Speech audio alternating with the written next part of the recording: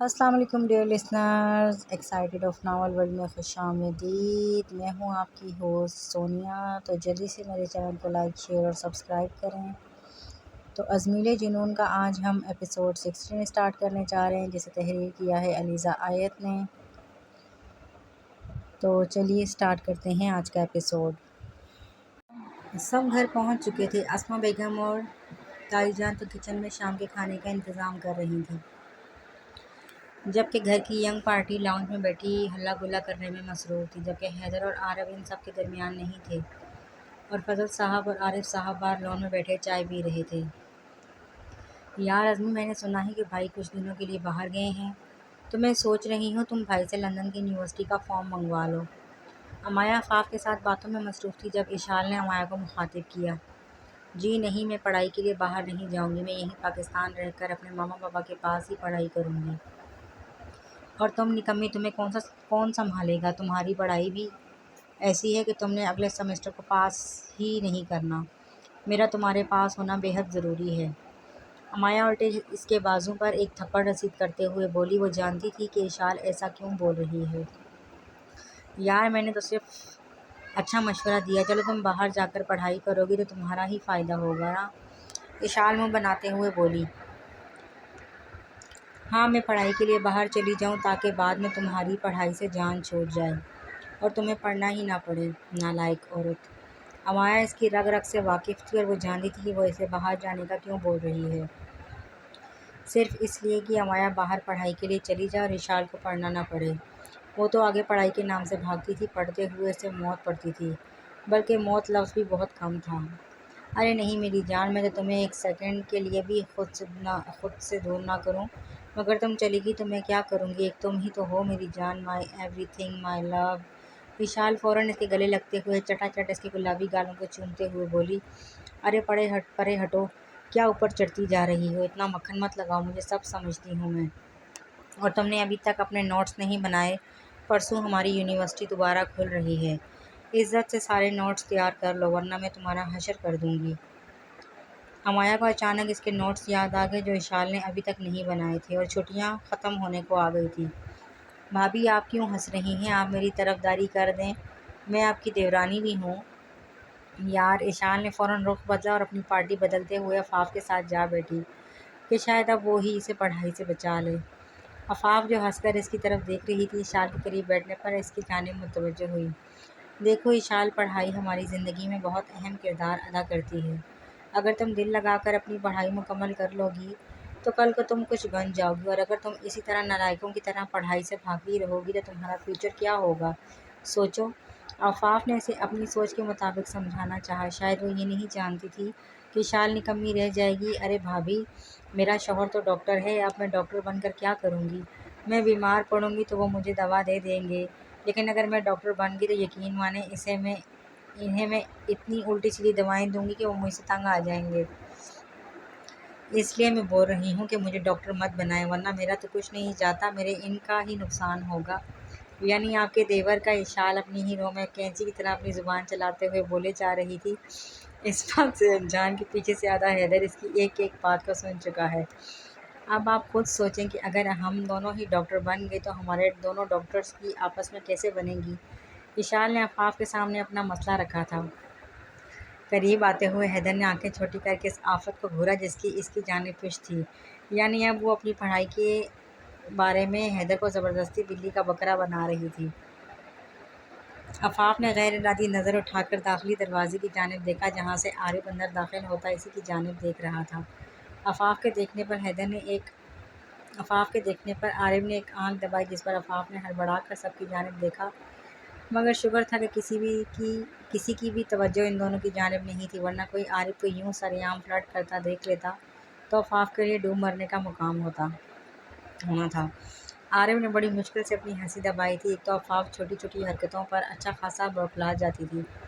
ارے بھائی، آپ شکر ہے آپ آگے، اپنی خالی دماغ بیوی کو کچھ سمجھائیں اور اسے بتائیں کہ اس کا ڈاکٹر بننا کتنا ضروری ہے، وہ یوں پڑھائی سے مت بھاگے۔ امایہ حیدر کی جانب دیکھتے ہوئے بولی، جبکہ امایہ کو یوں بولتا دیکھ کر اشال نے فوراً گردن گھما کر پیچھے کی جانب دیکھا جہاں حیدر اس کے بے حد نزدیک سے گزرتے ہوئے اسے گھور رہا تھا۔ اس کے گھورنے سے ہی اشال کو سمجھ इशाल समझ चुकी थी कि वो सब कुछ सुन चुका है। इशाल ने सख्ती से अपनी आंखें बंद करते हुए दिल ही दिल में खुद को कोसा। एक तो इसकी ज़ुबान इतनी चलती थी कि वह बगैर सोचे समझे कोई भी फजूल बकवास कर जाती थी और इसे खुद भी पता नहीं चलता था।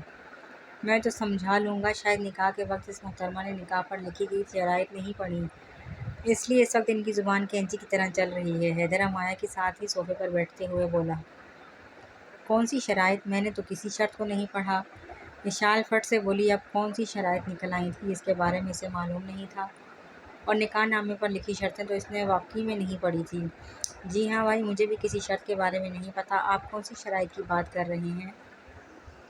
अमाया ने भी नासमझी से हैदर की जानिब देखते हुए पूछा। इनकी शक्लों से मालूम हो रहा था कि इन्हें नहीं मालूम कि निकाह में कौन कौन सी शराइत रखी गई थी। मेरी पहली शर्त ये थी कि इशाल की पढ़ाई हर सूरत मुकम्मल होगी और किसी भी सूरत इसकी पढ़ाई रास्ते में नहीं रोकी जाएगी। हैदर की बात थी या फिर कोई तेज़ तीर जो इशाल के दिल पर लगा था। और मेरी आखिरी शर्त ये थी कि मैं जब चाहूँ जिस वक्त चाहूँ रुखसती करवा सकता हूँ, मगर रुखसती के बाद भी इशाल की पढ़ाई वहीं से जारी रहेगी। जब तक वो अपनी पढ़ाई मुकम्मल नहीं कर लेती, इसकी पढ़ाई को नहीं रोका जाएगा। इसकी दूसरी शर्त भी पढ़ाई के मुतल्लिक ही थी, जबकि इशाल की शक्ल रोने वाली हो चुकी थी, यानी आखिरी महरा भी हाथ से गया। इसे तो लग रहा था कि शादी हो जाने के बाद पढ़ाई से इसकी जान छूट जाएगी, मगर यहाँ तो उसका जलाद शौहर शादी के बाद भी इससे पढ़ाई करवाने के इरादे रखता था। ओह माय गॉड, सीरियसली भाई, ये तो आपने बहुत अच्छा किया। You are the best best and best भाई। अमाया खुशी से नाचते हुए हैदर के गले लग चुकी थी, जबकि इशाल के हालात यूँ थे जैसे वो अभी रो देगी। आरिफ ने इशाल के साथ बैठते हुए इसके गिर्द अपने बाजुओं का हिसार बनाया और इसका सर अपने कंधों पर रखा, जैसे वो इसे इस कारनामे से बाज रखना चाहता हो और ये कहना चाहता हो कि हौसला रखो गुड़िया, अब तुम्हें ये काम हौसले से ही करने हैं। जबकि इशाल को लग रहा था कि ये कोई पढ़ाई नहीं बल्कि आग का दरिया है और इस दरिया में इसे गहरे गोते दिला दिला कर इसका शौहर मार डालेगा। जबकि पढ़ाई एक वाहिद अजाब थी जो इशाल से होती नहीं थी, और अब इसका शौहर यानी इसका मिजाजी खुदा इसे ऐसी अजाब में बुरी तरह फंसा चुका था। हौसला रखो मेरी बहन, हौसला, रोना नहीं, बस बाकी तुम्हें नोट्स भाई बना दिया करेंगे। आखिरकार इन्होंने आज से तुम्हें ट्यूशन भी पढ़ाना है। हमजा ने इशाल का सर पर एक नया बम फोड़ा था, जबकि इशाल फटी फटी निगाहों से कभी हमजा तो कभी हैदर को देख रही थी, जैसे इसे इस बात का यकीन ना हो रहा हो कि अब से हैदर इसे पढ़ाएगा, यानी इतने बुरे दिन इसके कब से आ गए। हैदर इसे पढ़ाएगा यानी इसके बुरे दिन शुरू होने वाले थे। क्या सच में? फिर तो मैं भी भाई के पास ही ट्यूशन लूँगी। मैं और इशाल मिलकर पढ़ेंगे। अमाया काफ़ी एक्साइटेड होते हुए बोली, जबकि हैदर को उसके यूं उछलने कूदने पर परेशानी लाहक हो रही थी। अमाया बच्चे आराम से बैठो, ज़्यादा उछल कूद नहीं करो, मना किया था ना मैंने। आरिफ ने अमाया को टोका। इसने गाड़ी में पूरा 1 घंटा अमाया को समझाया था कि इसे कैसे बैठना है, कैसे उठना है, जबकि अमाया हर मिनट बाद इसकी बात भूल जाती थी। आखिरकार वो उछलने कूदने की आदी थी, वो टिक कर बैठ ही नहीं सकती थी। ओह आई एम सॉरी भाई, अब मैं ख्याल रखूँगी। अमाया ने फ़ौरन माजरत की तो आरिफ मुस्कुरा दिया। वो सब अपनी बातों में मसरूफ़ थे जब खाने का पैगाम आ गया और सब भी फ्रेश होने के लिए चले गए, और अगले 10 मिनट बाद सब डाइनिंग टेबल पर मौजूद थे। एक शीशे से बनी ऊंची इमारत में खड़ा एक शख्स, जिसके वजूद में ज़रा सी भी हरकत नहीं थी, वो ग्लास वॉल के पास खड़ा बाहर से नज़र आने वाले नज़ारों पर नज़रें जमाए बैठा था। इसकी नज़रें तो वहाँ पर थी, मगर जहन कहीं और था, और जहन में सिर्फ एक तस्वीर चमक रही थी, और वो थी अमाया की। अरसम को भी 10 मिनट पहले ही रिपोर्ट रिसीव हुई थी, जिसमें डॉक्टर्स ने इसे साफ साफ बोला था कि अमाया को कोई सीरियस बीमारी है और वो बीमारी बहुत तेज़ी से फैल रही है। इन्हें खदशा है कि वो आगे अमाया का बहुत नुकसान करेगी, मगर अभी तो इन्हें बीमारी की असल वजह का नहीं पता, और ना ही ये पता है कि वो बीमारी कौन सी है। इस बिना पर वो अमाया का इलाज भी शुरू नहीं कर सकते और ना ही इसे कोई मेडिसिन दे सकते हैं। इसलिए अगर अमाया को इस सब के दरमियान कोई तकलीफ़ महसूस होती है तो वो सिवाय दर्द कम करने की दवाई के इसे कुछ नहीं दे सकेंगे।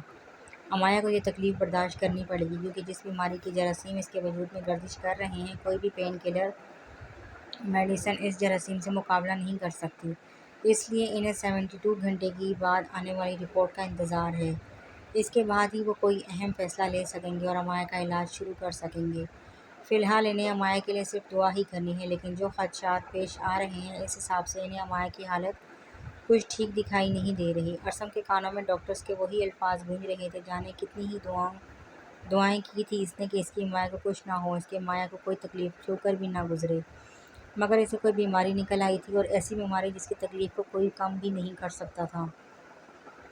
یہ بہت غلط ہے، بہت زیادہ غلط ہے، اسے کوئی بیماری نہیں ہونی چاہیے تھی، وہ تو بہت نازک سی ہے، وہ اتنی نازک کہ کیسے برداشت کرے گی۔ ارسم نے اپنے دل ہی دل میں سوچا، واقعی میں مایا بہت نازک تھی، جس سے ذرا سی سختی برتنے سے وہ رو دینے کو ہو جاتی تھی، اس کے وجود کو ہاتھ لگانے سے اس کا وجود سرخی مائل ہونے لگتا تھا۔ وہ لڑکی اتنی سخت بیماری سے کیسے لڑ سکتی تھی؟ ارسم تو گمسم ہی ہو چکا تھا۔ ڈاکٹرز کی باتیں سن کر اس کا دل چاہ رہا تھا کہ وہ ابھی اپنی فلائٹ بک کروائے اور فوراً پاکستان چلا جائے، مگر اس کے بہت ضروری کام تھے جو لندن میں پڑے ہوئے تھے۔ اس کے علاوہ اگلے 2 دن تک فلائٹس بھی بند تھیں اور اس کے پاس کوئی دوسرا راستہ بھی نہیں تھا۔ اگر ہوتا تو ارسم اپنے بزنس کو آگ میں جھونک کر امایا کے پاس چلا جاتا۔ ارسم نے کچھ سوچتے ہوئے فون اٹھایا اور اس کا ارادہ امایا کو کال کرنے کا تھا، مگر اس کا نمبر ڈائل کرتے کرتے ارسم کے ہاتھ اچانک رکے۔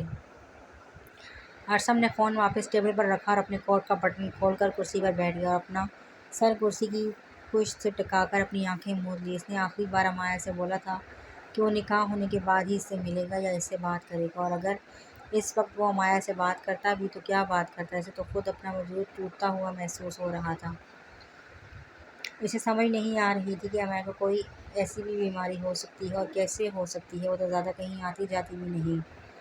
کچھ نہیں ہوگا اسے، میں اس کے ساتھ ہوں، میں حوصلہ دوں گا اسے، میں اسے بتاؤں گا کہ میری محبت اور میری دعاؤں کے آگے ایسی بیماری کچھ بھی نہیں، میں اس کا مضبوط ترین سہارا ہوں، میں ہر وقت اسے اپنے پاس رکھوں گا، بہت قریب، اسے بالکل تکلیف نہیں ہونے دوں گا۔ کوئی بیماری تو کیا، کوئی ہوا بھی چھو کر نہیں گزر سکتی میری مایا کو۔ ارسم سرخ انگارہ آنکھیں لیے وال پیپر پر چمکتی امایا کی تصویر سے مخاطب ہوا، مگر وہ جو بول رہا تھا یہ تو خدا ہی جانتا تھا کہ اس کا کہا کتنا سچ ہونا تھا۔ یہ امایا کی آزمائش تھی یا ارسم کی محبت کی آزمائش تھی، یہ تو خدا ہی جانتا تھا، مگر یہ آزمائش بہت گھٹن ہونے والی تھی، جس میں اس نازک جان کو بہت سی تکلیفیں برداشت کرنی پڑنی تھیں۔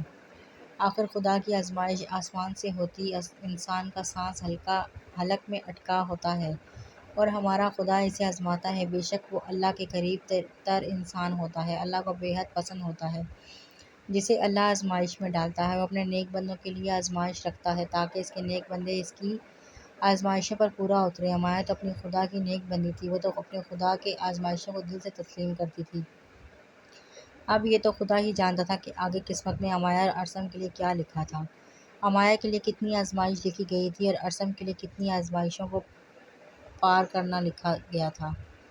رات کا اندھیرا ہر جانب اپنا سایہ پھیلائے ہوئے تھا، وہیں پر سب فیملی جو ایک ساتھ بیٹھے باتیں کرنے میں مصروف تھے۔ رات کے 10 بجے دیکھ کر سب اپنے اپنے کمروں میں جانے کے لیے تیار ہوئے، مگر ان سب سے پہلے امایا اٹھی، مگر جیسے ہی اس نے 2 قدم آگے بڑھائے اسے اپنے سر میں درد کی شدید لہریں گزرتی ہوئی محسوس ہوئی۔ امایا لڑکھڑا کر گرنے ہی والی تھی جب ہادی نے فوراً آگے بڑھ کر اسے تھاما اور گرنے سے بچایا۔ عظمی! اشال اسے پکارتے ہوئے فوراً اس کی طرف دوڑی، جبکہ اشال کے اس طرح بولنے پر سب نے امایا کی جانب دیکھا جس نے اپنی آنکھیں سختی سے بند کی ہوئی تھیں اور لمبے لمبے سانس لے رہی تھی، جبکہ ہادی اسے سنبھال کر کھڑا تھا اور اسے یوں لمبے لمبے سانس لیتا دیکھ کر بے حد پریشان ہو رہا تھا۔ حیدر اور عارف جلدی سے بھاگنے کی رفتار میں اس تک پہنچے اور عارف نے فوراً امایا کو تھاما، نرمی سے اس کی کمر سے ہلائی، اس کا ماتھا ہاتھ لگا کر چیک کیا، اس کی نبض چیک کی، مگر امایا کی حالت ابھی بھی ویسی تھی۔ اس سے پہلے کہ امایا اپنی سانسیں دوبارہ سے بحال کرتی، اسے ایک دم بہت بری کھانسی آئی۔ اس نے اپنے ہونٹوں پر اپنے ہاتھ رکھا، مگر جب اس نے اپنا ہاتھ پیچھے ہٹایا تو خون کا ایک بڑا دھبا اس کی سفید مومیاں ہتھیلی پر داغ نما دکھائی دیا، جسے دیکھ کر سب کی آنکھیں پھٹی کی پھٹی رہ گئیں۔ امایا میری بچی! عارف صاحب تڑپ کر آگے بڑھے، امایا کی حالت غیر ہوتی جا رہی تھی، دیکھتے ہی دیکھتے اس کے منہ اور ناک سے خون جاری ہونے لگا۔ یہ منظر سب کو ہلا کر رکھ گیا تھا، سب پتھریلی نگاہوں سے امایا کی حالت کو غیر ہوتا ہوا دیکھ رہے تھے۔ امایا ادھر دیکھو میری طرف، پانی لے کر آؤ جلدی! حیدر اونچی آواز میں دھڑا تو اشال جو گھبرائی نگاہوں سے روتے ہوئے امایا کو دیکھ رہی تھی، امایا کی یہ حالت اسے دیکھی نہیں جا رہی تھی۔ وہ بھاگتی ہوئی کچن میں گئی اور فوراً سے پانی لے کر آئی۔ سائڈ پر کھڑی عفاف کی حالت یوں تھی جیسے وہ کسی صدمے میں جا چکی ہو۔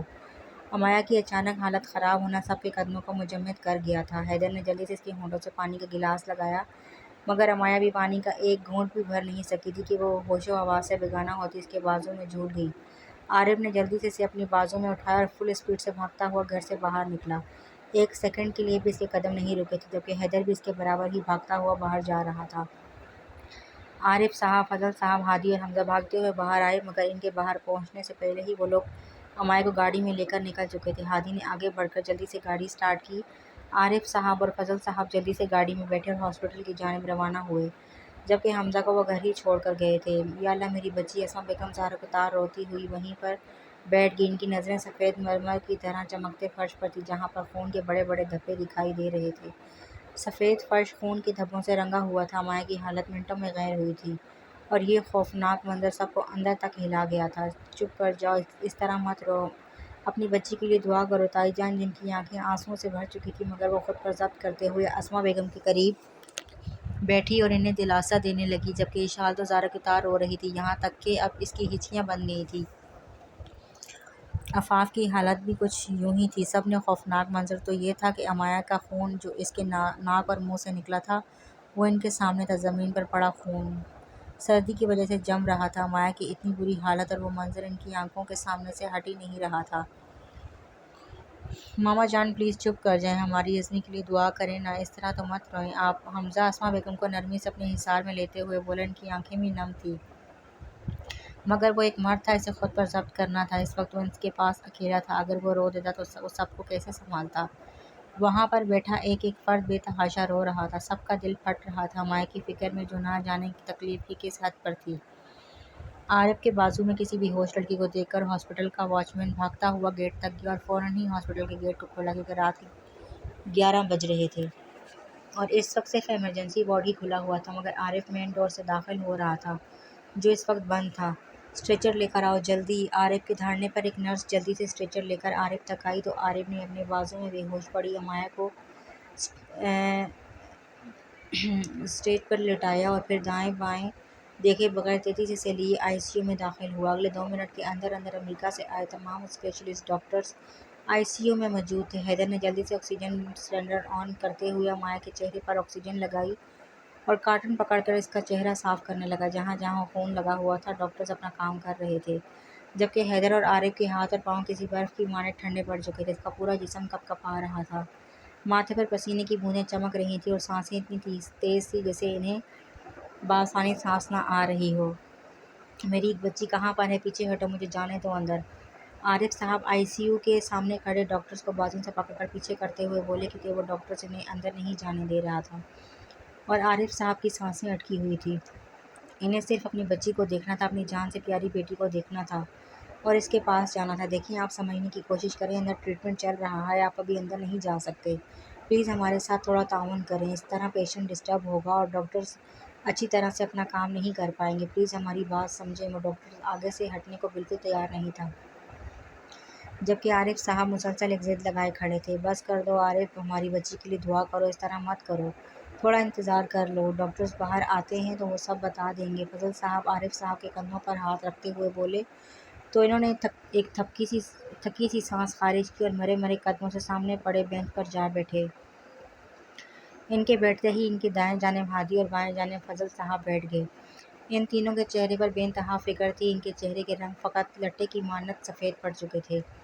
پریشانی کی وجہ سے آنکھیں سرخی مائل تھیں اور عارف صاحب کی تو باقاعدہ ہاتھ کانپ رہے تھے۔ آخر اپنی جان سے پیاری بیٹی کو اس حال میں دیکھنا آسان نہیں تھا۔ ان کی تو جان نکلی جا رہی تھی اور جب تک وہ امائے کو صحیح سلامت نہ دیکھ لیتے تب تک ان کی حالت بہتری کی طرف نہیں آنی تھی۔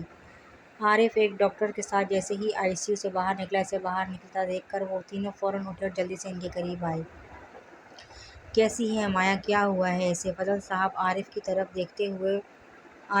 دیکھتے ہوئے بولے تو اس نے ایک نظر اپنے سامنے کھڑے ہادی، فضل صاحب اور عارف صاحب کو دیکھا اور پھر ایک گہرا سانس خارج کرتے ہوئے ڈاکٹرز کو جانے کا بولا اور ان تینوں کی جانب متوجہ ہوا۔ میں آپ کو سب کچھ بتاتا ہوں، آپ سب حوصلہ رکھیں اور میرے ساتھ آئیں۔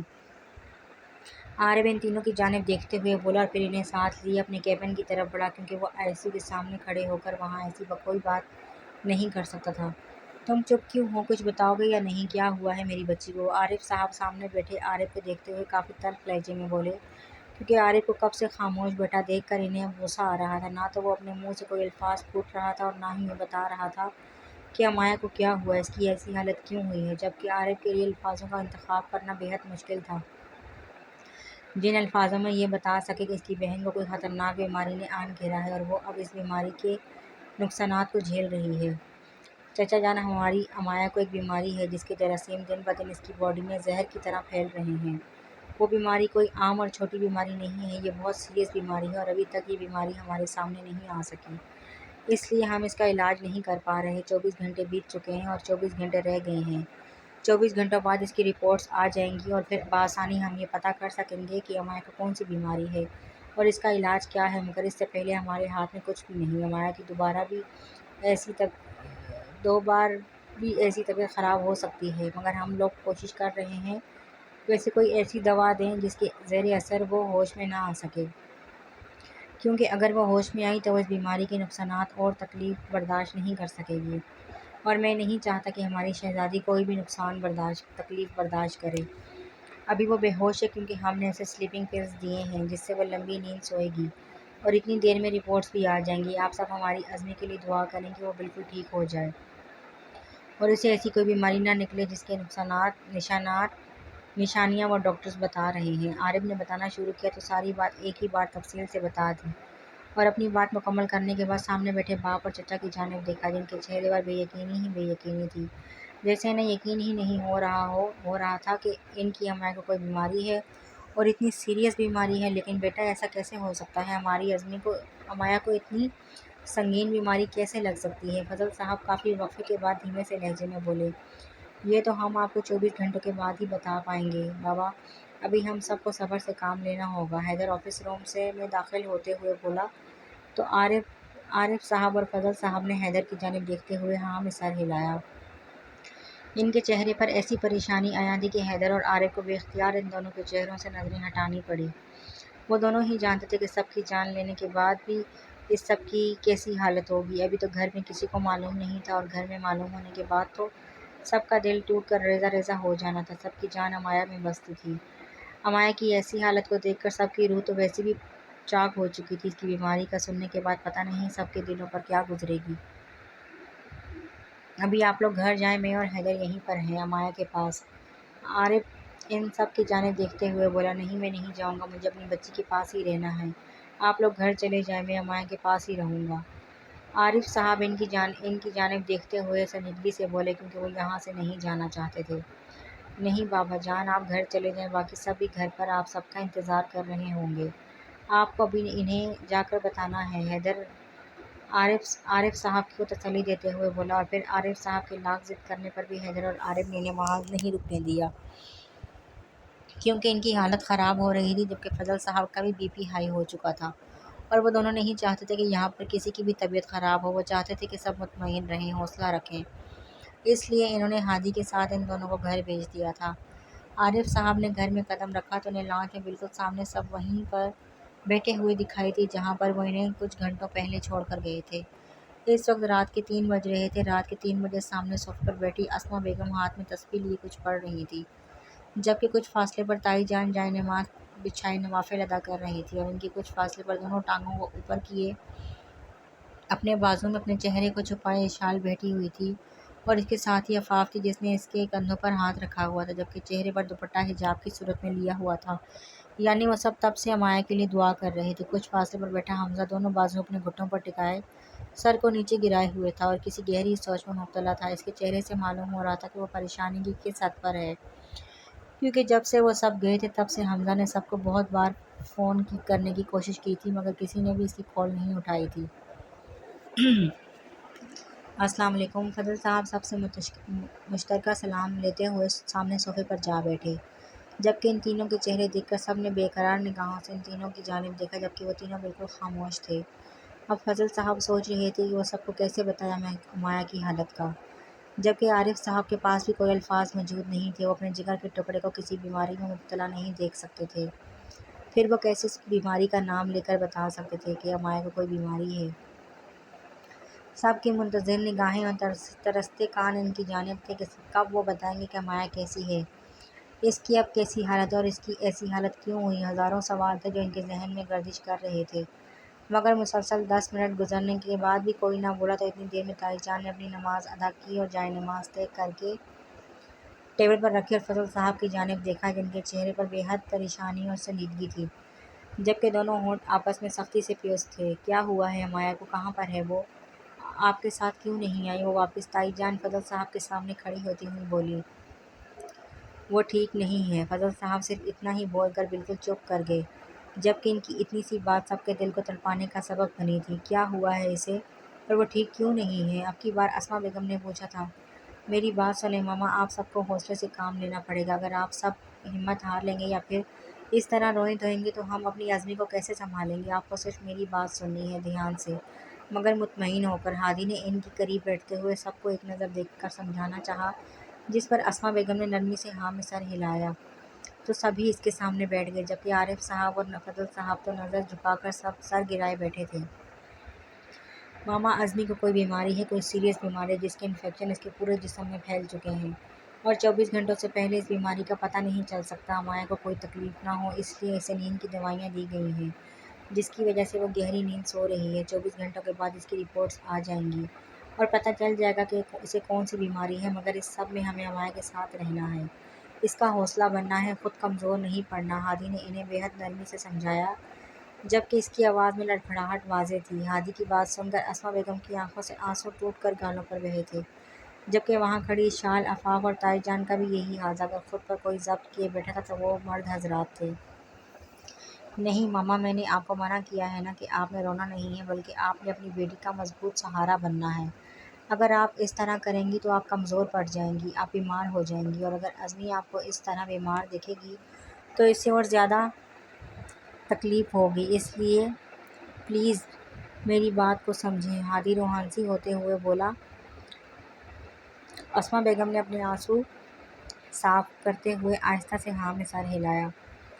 دل کہاں مان رہا تھا ان کی بات، دل تو خون کے آنسو رو رہا تھا، مگر وہ تو خود پر ضبط کرنا چاہ رہی تھی مگر وہ نہیں کر پا رہی تھی۔ وہ ایک ماں تھی، اولاد کی تکلیف پر کیسے صبر کرتی؟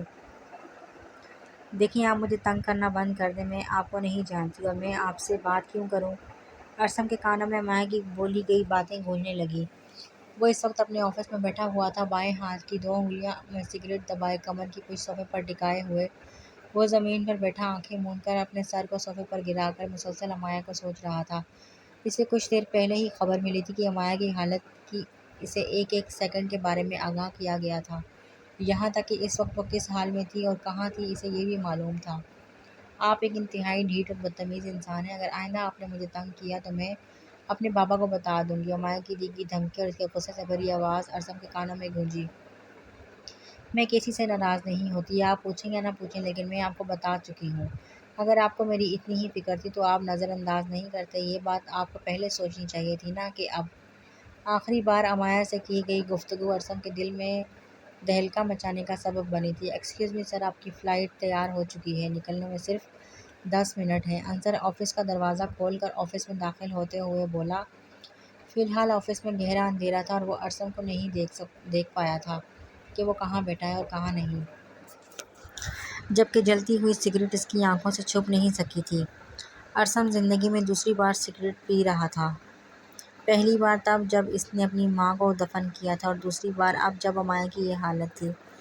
انصر نے آج دوسری بار اسے سگریٹ پیتے دیکھا تھا۔ اسے معلوم تھا کہ وہ سگریٹ کا سہارا تبھی لیتا ہے جب وہ اپنے دل کے غم میں نڈھال ہوتا ہے، جب اس کے دل کا غم ہلکا نہیں ہوتا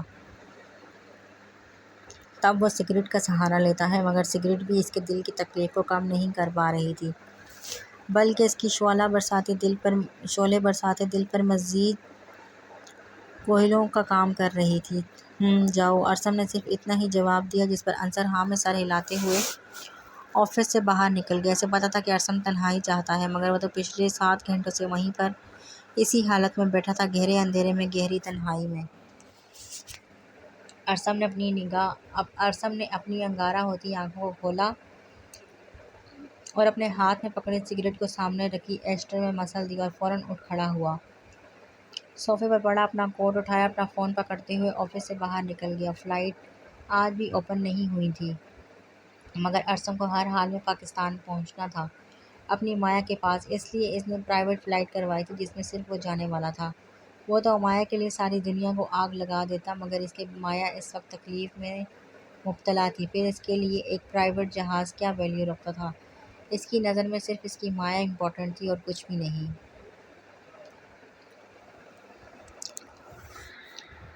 امایا نے آہستہ آہستہ اپنی آنکھیں کھولی تو خود کو کسی انجان جگہ پر پایا۔ اس کی آنکھیں ابھی تک دھندلائی ہوئی تھیں، اسے صحیح سے کچھ بھی دکھائی نہیں دے رہا تھا۔ امایا نے 4 سے 5 بار اپنی آنکھوں کو بند کرتے ہوئے دوبارہ کھولا، مگر اس کی نظر پہلے کی طرح بحال نہیں ہو پا رہی تھی۔ السلام علیکم میری شہزادی، کیسی ہو؟ امایا کو اپنے بے حد قریب حیدر کی آواز سنائی دی تو اس نے گردن گھما کر اپنی دائیں جانب دیکھا جہاں حیدر اس کے سر کے قریب کھڑا مسکرا کر اس کی جانب دیکھ رہا تھا۔ اس کا چہرہ تھوڑا تھوڑا دھندلا تھا مگر وہ آسانی سے پہچان گئی تھی کہ وہ حیدر ہے۔ آرام سے شہزادی، اتنی جلدی کس بات کی ہے؟ آہستہ آہستہ آنکھیں کھولو، سب ٹھیک دکھائی دے گا، جلد بازی نہیں کرو، ہم سب تمہارے پاس ہیں۔ امایا کو اپنی دوسری جانب سے عارف کی آواز سنائی دی تو اس نے ہلکا سا مسکرا کر اپنا سر واپس تکیے پر گرا لیا اور اپنی آنکھیں بند کر لیں۔ Slowly open your eyes and you will see everything۔ Haider کے بولتے ہی امایا نے اس کے کہنے کے مطابق عمل کیا اور بالکل آہستہ سے اپنی آنکھوں کو کھولا۔ اب کی بار اسے وہ دونوں واضح دکھائی دے رہے تھے۔ ان دونوں کو دیکھ کر وہ مسکرائی، جبکہ بدلے میں وہ دونوں بھی دل کھول کر مسکرائے۔ تمہیں پتہ ہے تم کل سے گہری نیند سو رہی ہو اور تم اب اٹھی ہو۔ بابا جان تو تم سے ملنے آ رہے ہیں۔ So get up early and fresh up ہوگا۔ عارف امایا کو نرمی سے اٹھا کر بٹھاتے ہوئے بولا، کیا بھائی واقعی میں کل سے سو رہی تھی؟ مگر میں تو اتنی دیر نہیں سوتی۔ امایا حیرانگی سے ان دونوں کی طرف دیکھتے ہوئے بولی، اس کی آواز تھوڑی تھوڑی بھاری تھی، شاید سونے کی وجہ سے۔ ہاں تمہاری تھوڑی سی طبیعت خراب تھی، اس لیے ہم نے تمہیں میڈیسن دی اور تم سو گئی۔ اچھا ہوا تمہاری نیند پوری ہو گئی۔ اب بابا اور چھوٹے بابا تمہیں لینے آ رہے ہیں، جلدی سے اٹھ جاؤ۔ پتہ ہے پچھلے 24 گھنٹوں سے تم کسی سے بھی نہیں ملی اور سب تمہارے بغیر اداس ہو چکے ہیں۔ حیدر ایک گرم شال امایا کے کندھوں پر ڈالتے ہوئے کافی نرم لہجے اپناتے ہوئے بولا اور اسے ساری بات بتانے لگا، جس پر امایا کو تو پہلے کافی حیرانگی ہو رہی تھی کہ وہ 24 گھنٹوں کے لیے کیسے سو سکتی ہے۔ زیادہ نہیں سوچو اور زیادہ سوچنے کی ضرورت بھی نہیں۔ ہم ابھی میڈیسن لیں گے، چیک اپ کروائیں گے اور تب تک سب گھر والے بھی آ جائیں گے، پھر ہم سب مل کر گھر چلیں گے۔ So get up. حیدر اس کا ہاتھ تھام کر اسے بیڈ سے کھڑا کرتے ہوئے بولا تو امایا نے ہلکی سی مسکراہٹ پاس کرتے ہوئے ہاں میں سر ہلایا۔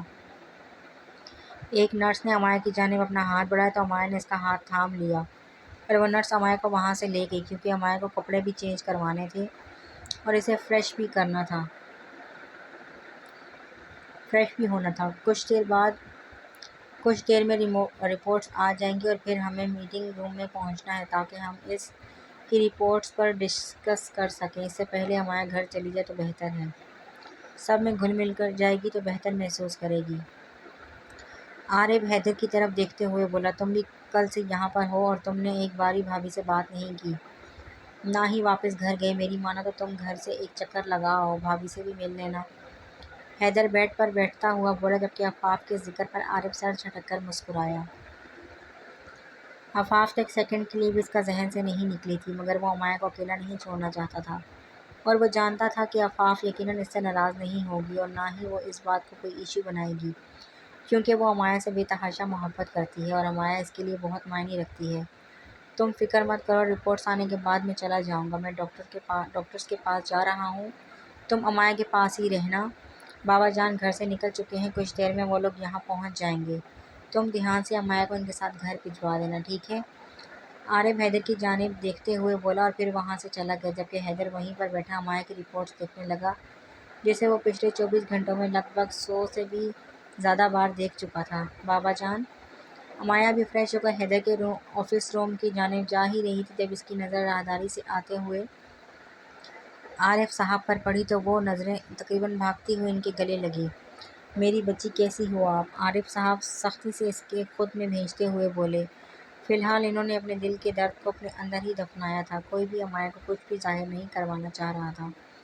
میں تو بالکل ٹھیک ہوں بابا، مگر یہاں پر رہ کر مجھے مریضوں والی فیلنگ آ رہی ہے، اس لیے مجھے یہاں سے لے کر چلیں۔ میں نے تو کھانا بھی نہیں کھایا، بہت بھوک لگ رہی ہے، ماما نے کھانا بنایا ہوگا، یقیناً وہ میرا انتظار بھی کر رہی ہوں گی، بس پھر ہم ابھی گھر چلتے ہیں، امایا نان اسٹاپ بولتی گئی اور عارف صاحب کا ہاتھ تھام کر انہیں باہر کی جانب لے جانے لگی۔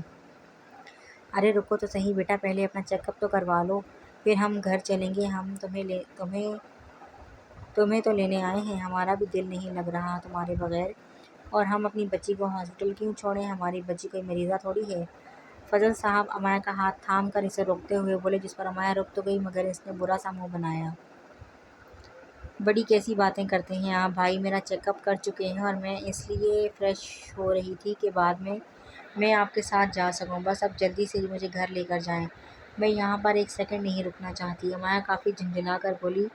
وہ واقعی میں بہت اکتائی ہوئی نظر آ رہی تھی، لگتا تھا کہ ہاسپٹل کا ماحول اسے پسند نہیں آیا اور نہ ہی اسے ہاسپٹل کا ماحول پسند تھا۔ وہ ہنستی کھیلتی گلاب کے پھول کی مانند تھی، اس سے مریضوں والی زندگی گزاری نہیں جاتی تھی، مگر وہ بیچاری تو اس چیز سے بھی ناواقف تھی کہ اسے کوئی بیماری ہے، وہ کسی سیریس بیماری میں مبتلا ہو چکی ہے اور وہ بیماری اسے بری طرح متاثر کر رہی ہے، اسے اندر ہی اندر سے کھا رہی ہے اور اسے اندر سے اب تک کتنا زخم ختم کر چکی ہے۔ امایا کا کیوٹ سا موڈ بنا دیکھ کر فضل صاحب اور عارف صاحب مسکرا دیے اور پھر مجبوراً انہیں اپنی شہزادی کی بات ماننی پڑی اور حیدر سے بات کرنے کے بعد وہ اسے لے کر گھر کی جانب روانہ ہوئے، جہاں سب بے صبری سے امایا کے آنے کا انتظار کر رہے تھے۔ ایک بڑے سے ٹیبل کے ارد گرد تمام ڈاکٹرز موجود تھے اور وہیں پر ان سب کے درمیان بیٹھا ارسم سنجیدہ نظروں سے ان سب کی جانب دیکھ رہا تھا، جبکہ کچھ ڈاکٹرز آپس میں کوئی بات کر رہے تھے۔ حیدر اور عارف بھی ان کے ساتھ والی کرسی پر ہی براجمان تھے، مگر ان دونوں کا چہرہ بھی سنجیدہ تھا اور وہ ان ڈاکٹرز کے بولنے کا انتظار کر رہے تھے۔ فی الحال ارسم کے کہنے پر ان دونوں نے ہی ان ڈاکٹرز کے ہاتھ میں امایا کی رپورٹس تھمائی تھیں اور خود ابھی تک رپورٹس نہیں پڑھی تھیں۔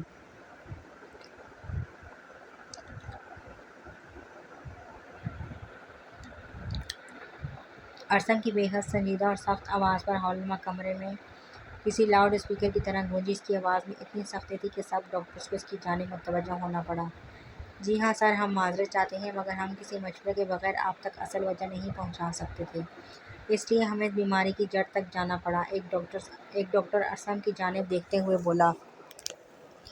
اس رپورٹ میں نظر آنے والی بیماری کوئی عام بیماری ہرگز نہیں ہے، یہ بیماری 100 میں سے ایک انسان کو ہوتی ہے اور زیادہ تر یہ 15 سے 35 سال کی عمر کے افراد کو ہوتی ہے۔ کیونکہ ان کے ہارمونز مضبوط ہوتے ہیں اس لیے اس بیماری کے انفیکشن زیادہ جلدی پھیلتے ہیں۔ ڈاکٹرز بولنا شروع ہوا تو سب اپنے دونوں کانوں کو اس طرف لگائے غور سے سننے لگے۔ بیسیکلی یہ بیماری کسی بھی تیسرے انسان کو نہیں ہو سکتی، یہ بیماری کچھ کمزوریوں کی وجہ سے کمزور جسموں میں تیزی سے پھیلتی ہے اور پیشنٹ کی ایج صرف 20 سال ہے۔ 20 سال کی عمر میں انہوں نے اس بیماری کو پچھلے 1.5 ماہ سے ہینڈل کیا ہے۔ شاید ان کے ہلکے ہلکے اثرات انہیں بھی نظر آئے ہوں گے مگر انہوں نے زیادہ غور نہیں کیا، کیونکہ اس کے اثرات صرف سر درد ہونا یا جسم کا درد ہونا ہوتا ہے۔ اگر اس کے جراثیم زیادہ پھیلتے ہیں تو یہ ہمارے جسم میں تکلیف پہنچاتے ہیں، ہمارے دماغ کی رگوں کو سن کر دیتے ہیں، جس کی وجہ سے ہمارے دماغ کی رگیں پھٹنے لگتی ہیں اور اس بیماری کے انفیکشن اس کے جسم میں 70% پھیل چکے ہیں۔ ہمیں بہت افسوس سے کہنا پڑ رہا ہے مگر ابھی تک اس بیماری کا کوئی علاج نہیں نکالا گیا۔ اس بیماری کا علاج صرف بون میرو ہے اور ہمیں ایک ایسے بون میرو اور بون بلڈ کی ضرورت ہے جو ان سے میچ کرتا ہو، اس کے علاوہ اس کا کوئی حل نہیں۔ لیکن ڈاکٹر، اس کی کوئی میڈیسن ہو سکتی ہے، کوئی تو علاج ہوگا۔ عارف اس ڈاکٹر کی جانب دیکھتے ہوئے بولا۔ اس بیماری کے لیے کچھ دوائیاں تیار کی گئی ہیں اور وہ دوائیاں ممالک سے باہر ہیں، ہمیں وہاں سے یہ دوائیاں منگوانی پڑیں گی مگر وہ دوائیاں اس بیماری کا خاتمہ نہیں کر سکتی۔ دوائیوں کا اثر صرف ان پر 10% ہوگا، ان کا علاج ناممکن ہے جب تک ان کا میچنگ بون میرو نہیں مل جائے۔ آپ کو کچھ بھی کر کے ان کا میچنگ بون میرو ڈھونڈنا پڑے گا، ہمارے پاس وقت بہت کم ہے۔ آپ یہ دیکھ سکتے ہیں، اس ڈاکٹر نے بولتے ہوئے سامنے لگی دیوار جتنی LED پر امایا کی رپورٹس چلائی۔ یہ وہ انفیکشن ہے جو پیشنٹ کے جسم میں گردش کر رہے ہیں، آپ دیکھ سکتے ہیں کہ صرف ایک سیکنڈ میں یہ ہزاروں کی تعداد میں پھیل رہے ہیں۔ ایسے میں ہمارے پاس وقت بہت زیادہ کم ہے، ان کے جسم میں 70% یہ انفیکشن پھیل چکا ہے اور ہمارے پاس صرف اور صرف 3 دن کا وقت ہے۔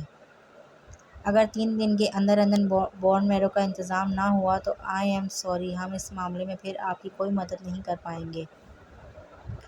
ڈاکٹر ساری بات سمجھاتے ہوئے آخر میں افسردہ ہوتے ہوئے بولا، جبکہ ارسم کی برداشت اب ختم ہو چکی تھی۔ اس نے ایک زوردار ہاتھ ٹیبل پر مارا جس پر سب ڈاکٹرز ڈر کے اچھل ہی پڑے، جبکہ حیرت کے سمندر میں ڈوبے عارف اور حیدر کو کسی چیز کا ہوش ہی نہیں تھا۔ کیسے ڈاکٹر ہو تم لوگ؟ ایسا کیسے ہو سکتا ہے کہ کوئی بیماری ہو اور تم لوگوں کے پاس اس کا علاج نہ ہو؟ میں ساری دنیا کو تباہ کر دوں گا۔ ڈھونڈو، ہر صورت میں اس بیماری کا علاج ڈھونڈو۔ صرف 2 دن ہیں تم لوگوں کے پاس۔ اگر تیسرے دن تک میری مایا بالکل ٹھیک نہ ہوئی تو میں تم سب کو زندہ دفن کر دوں گا۔ ارسم انگلی اٹھا کر دھاڑتے ہوئے بولا۔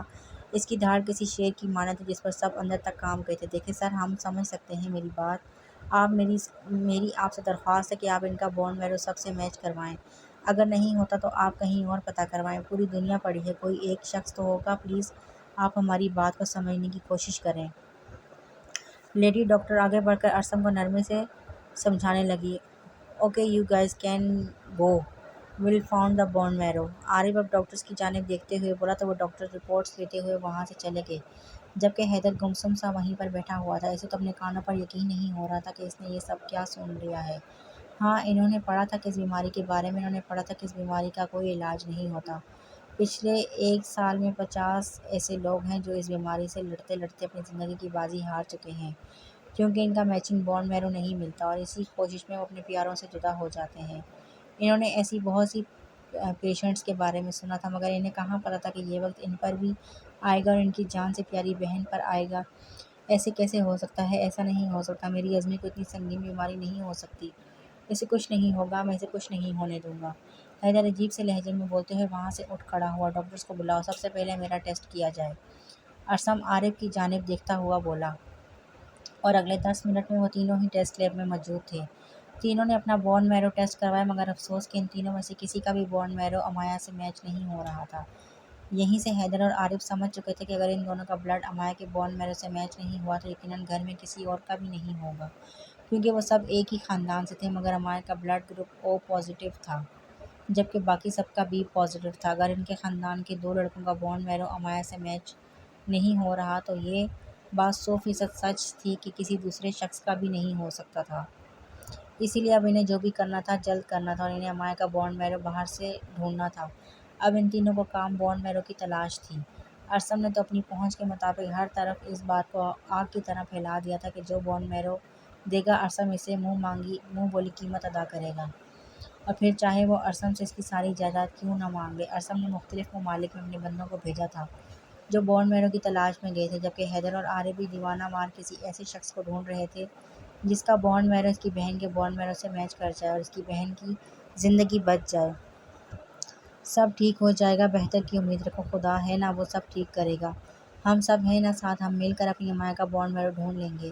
اسے کچھ نہیں ہونے دیں گے، اس نے ابھی بہت زندگی جینی ہے، اسے ابھی اپنے بہت سے خواب پورے کرنے ہیں۔ ہم سب اسے کچھ ہونے نہیں دیں گے۔ وہ تینوں حیدر کے کیبن میں سر جھکائے بیٹھے تھے جب عارف نے ان دونوں کے کندھوں پر ہاتھ رکھتے ہوئے انہیں حوصلہ دیا، جس پر ارسم اور حیدر نے گہرا سانس خارج کیا۔ بہت دیر سے بابا کی کالز آ رہی ہیں، گھر پر سب ہمارا انتظار کر رہے ہیں، ہمیں چلنا چاہیے اور امایا کا بھی خیال رکھنا ہے، 1 سیکنڈ کے لیے اسے اکیلا نہیں چھوڑنا۔ عارف ان دونوں کی جانب دیکھتے ہوئے بولا، کیونکہ ابراہیم صاحب بھی وہیں پر موجود تھے اور ان کا فون پچھلے 2 گھنٹوں سے آ رہا تھا، جبکہ ارسم نے اپنا فون سوئچ آف کر دیا تھا۔ وہ کسی سے بھی بات نہیں کرنا چاہتا تھا۔ ٹھیک ہے تم دونوں چلو، میں اپنا ضروری سامان لے کر آتا ہوں، حیدر ارسم اور عارف کی جانب دیکھتے ہوئے بولا، اور پھر کچھ وقت بعد وہ تینوں گھر کی طرف روانہ ہوئے جہاں سب ان کے آنے کا انتظار کر رہے تھے۔ امایا تم ٹھیک ہو نا؟ اب تم کیسا محسوس کر رہی ہو؟ تمہیں کہیں کوئی درد تو نہیں ہے نا، یا کوئی تکلیف؟ اشال امایا کے دونوں ہاتھ اپنے دونوں ہاتھوں میں تھامتے ہوئے امایا کے چہرے کی طرف دیکھتی ہوئی بولی، نہیں مجھے کچھ نہیں ہوا، میں بالکل ٹھیک ہوں اور مجھے کوئی درد اور کوئی تکلیف محسوس نہیں ہو رہی، تم فکر مت کرو، میں بالکل ٹھیک ہوں، امایا نے مسکراتے ہوئے جواب دیا۔ پچھلے 3 گھنٹوں سے وہ سب کو اپنے لیے پریشان دیکھ رہی تھی، سب اس کی بے تحاشا کیئر کر رہے تھے، اس کا بہت زیادہ خیال رکھ رہے تھے۔ ہاں بس تم ہمیشہ ٹھیک ہی رہنا، کل تم نے ہم سب کو ڈرا دیا تھا، ہم سب بہت زیادہ ڈر گئے تھے۔ عفاف امایا کے قریب بیٹھتے ہوئے بولی، بھابھی بھائی نے بتایا تو ہے نا کہ میں بس تھوڑی سی طبیعت خراب ہوئی تھی، اور تو کچھ بھی نہیں ہوا، آپ سب اتنا پریشان کیوں ہو رہے ہیں؟ میں تو بالکل ٹھیک ہوں، فکر مت کریں، امایا نے عفاف کی پریشانی دور کرنی چاہی۔ بس ٹھیک ہے، بہت ہوگی باتیں، اب بیٹا آپ اٹھو اور جا کر تھوڑی دیر آرام کر لو۔ ताई जान अमाया की जानिब देखती हुई बोली, मामा मुझे बिल्कुल भी नींद नहीं आ रही और मुझे अभी आराम की ज़रूरत भी नहीं है, मगर मैं बाद में चली जाऊंगी। अभी सिर्फ मुझे आप सबसे बातें करनी हैं, आप सबके साथ वक्त गुजारना है। मैं कुछ देर बाद आराम कर लूँगी। अमाया ताई जान की तरफ उम्मीद भरी नज़रों से देखते हुए बोली, क्योंकि वो पिछले आधे घंटे से ऐसे बोल रही थी कि जाकर आराम कर ले, मगर अमाया जाने को तैयार नहीं थी। ताई जान अपना सर झटक कर दोबारा अस्मा बेगम के साथ सामने सोफे पर बैठ गई। इन्हें पता था कि अमाया अब ज़िद पर उतर आई है और वो अब इनकी बात हरगिज़ नहीं मानने वाली। इनकी बात तभी मानेंगी जब वो इस पर सख्ती करेंगी, मगर वो अमाया पर सख्ती नहीं करना चाहती थी। मैं अंकल से मिलकर आती हूँ, बस 2 मिनट में, चलो आओ। इशाल मेरे साथ। अमाया इशाल का हाथ पकड़ते हुए बोली, मैं अंकल से मिल चुकी हूँ, सिर्फ तुम ही नहीं मिली। तुम जाकर मिलो, मैं तुम्हारा यहीं पर इंतज़ार करती हूँ। इशाल वापस सोफे पर बैठते हुए बोली, तुम तो फिर क्या हुआ, तुम दोबारा मिल लेना, कोई मसला नहीं, मगर चलो मेरे साथ। अमाया इसका हाथ पकड़कर दोबारा से ज़बरदस्ती सोफे से खड़ा कर चुकी थी, जबकि इशाल को ना चाहते हुए भी इसके साथ जाना पड़ा। तुम बहुत ख़राब हो अज़मी, पहले तो कल तुमने हमें इतना ज़्यादा डरा दिया। पता नहीं क्या कुछ खाती रहती हो और वो सेहत पर ऐसा असर कर जाता है कि तुम्हारी हालत ख़राब हो जाती है। इन सब चीज़ों से परहेज़ किया करो। इशाल किसी समझदार लड़की की तरह इसे समझा रही थी, मैंने जानबूझकर तो कुछ नहीं किया। तुम अब इस बात को छोड़ो दो और ये बताओ कि तुम्हारी भाई से बात हुई, तुम दोनों की बात आगे बढ़ी कि नहीं?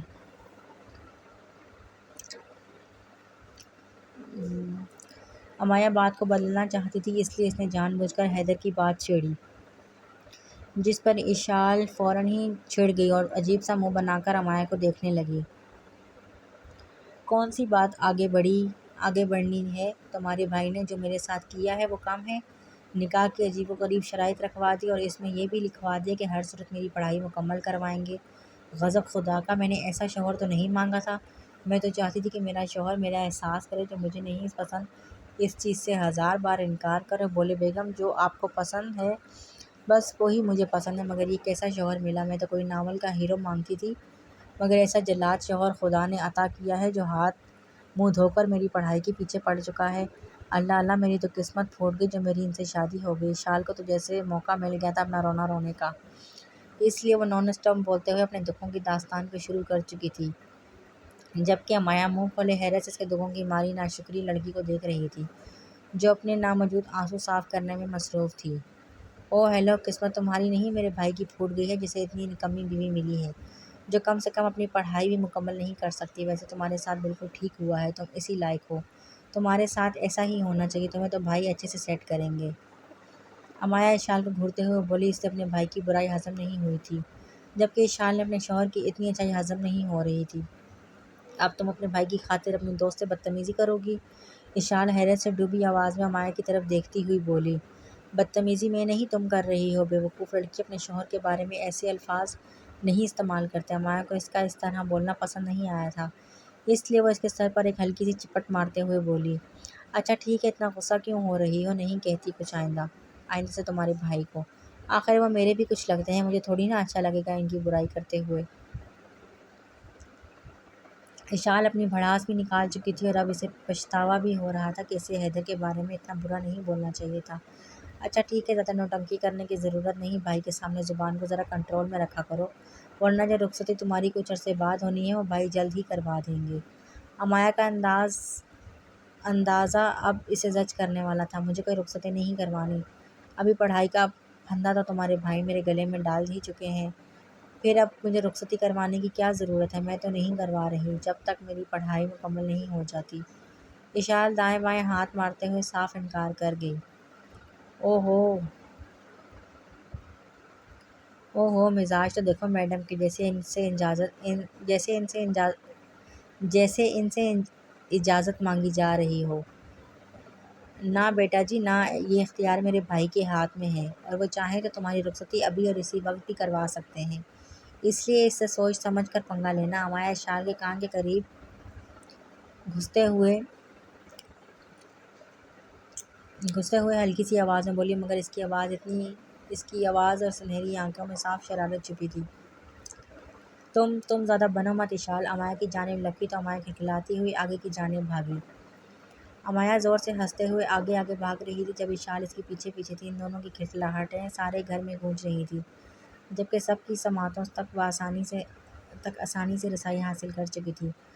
امایا کو اچانک بہت زور سے چکر آئے۔ وہ چکر اتنے خطرناک اور اتنی تکلیف دہ تھے کہ امایا کو سنبھلنے کا موقع بھی نہ ملا، اور اگلے ہی پل وہ درد کی شدت برداشت نہ کرتے ہوئے زمین بوس ہو چکی تھی۔ جبکہ امایا کے گرنے پر اشال اونچی آواز میں چیختی ہوئی اس کی طرف بھاگی۔ امایا امایا اٹھو، عظمی اٹھو، کیا ہوا تمہیں؟ بابا، ہادی، ماما، کہاں ہیں آپ سب؟ عظمی کو دیکھیں، کیا ہوا؟ اشال بہت اونچا چیخ رہی تھی۔ وہ اونچا اونچا روتے ہوئے سب کو پکار رہی تھی۔ جبکہ اشال کے دل فریب چیخ سنتے سب دوڑتے ہوئے باہر کی جانب آئے تھے، جہاں امایا ہوش و حواس سے بیگانہ زمین پر گری ہوئی تھی۔ اس کی آنکھیں بند تھیں، جبکہ اس کا سر اشال کی گود میں تھا، اور اشال مسلسل روتے ہوئے اس کے چہرے کو تھپتھپا رہی تھی۔ امایا امایا اٹھو، کیا ہوا میری بچی کو؟ عارف صاحب امایا کے چہرے سے بال پیچھے کرتے ہوئے کافی خوفزدہ انداز میں بولے۔ بابا پیچھے ہٹیں۔ ہادی نے جلدی سے عارف صاحب کو پیچھے کیا اور امایا کو اپنے بازو میں اٹھایا۔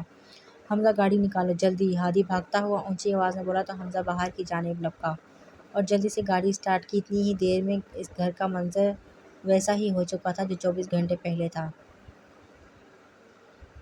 فرق صرف اتنا تھا کہ تب سب رو رہے تھے، مگر اب صرف اشال رو رہی تھی، جبکہ باقی سب بالکل سن پڑے وہیں پر پتھر کی مورت بنے کھڑے رہ گئے تھے۔ آپ سب حوصلہ رکھیں، کچھ نہیں ہوگا بچی کو، عارف صاحب گھر کی خواتین کی جانب دیکھتے ہوئے بولے، اور پھر انہوں نے بھی باہر کی جانب قدم بڑھائے۔ عارف صاحب اور فضل صاحب انہی کے ساتھ تھے۔ جی تو فرینڈ، کیسا لگا آپ کو آج کا ایپیسوڈ؟ ہماری جو ہیروئن ہے اس کو بڑی سخت قسم کی بیماری لگ چکی ہے۔ اب دیکھتے ہیں کہ اسے بون میرو کون دیتا ہے۔ میری چھٹی پتہ کیا کہتی ہے؟ وہ جو اس کا دوسرا ہیرو ہے نا، کیا نام ہے اس کا،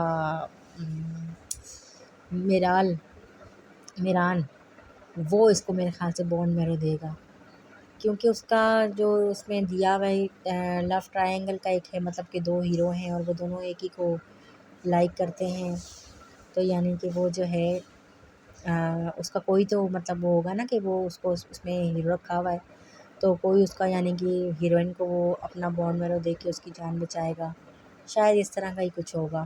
تو چلیے دیکھتے ہیں کیا ہوتا ہے آگے آگے، ٹھیک ہے؟ تب تک کے لیے اللہ حافظ۔